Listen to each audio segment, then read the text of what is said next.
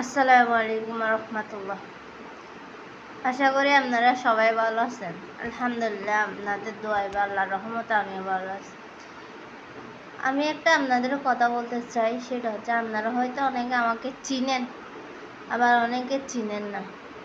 আসলে আমি তো এত বড় কোনো কিছু না, হয়তো অনেকে আমার গজল শুনেন বা আমাকে চিনেন।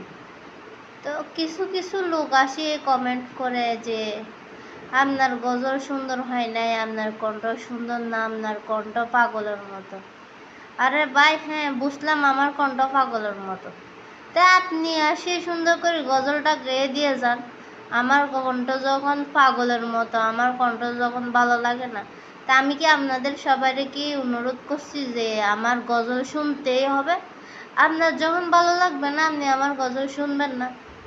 এমন কোনো না যে সবাই মায়ের পেটের থেকে শিখে আসে সব কিছু। আমার শখের বসে আমি গজল একটু একটু গাই, একটু একটু গিয়া করি। তার মানে এই না যে আমি একবারে পুরাতন শিল্পী বা আমি বড় ধরনের একটা কোনো কিছু। অনেকে এরকম খারাপ খারাপ কমেন্ট করে, আপনাদের লজ্জা করে না সেরকম কমেন্ট করতে মানুষদেরকে?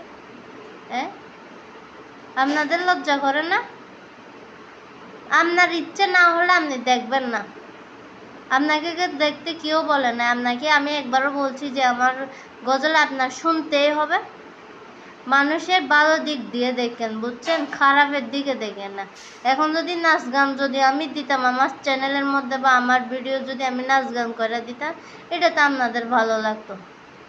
হ্যাঁ, আপনাদের আসলে কি বলতাম, কিছু কিছু মানুষের মানে এমন কোনো জ্ঞান নাই, মানে কি বলবো আর, মন চায় মাঝে মাঝে গালি দিতে এদেরকে।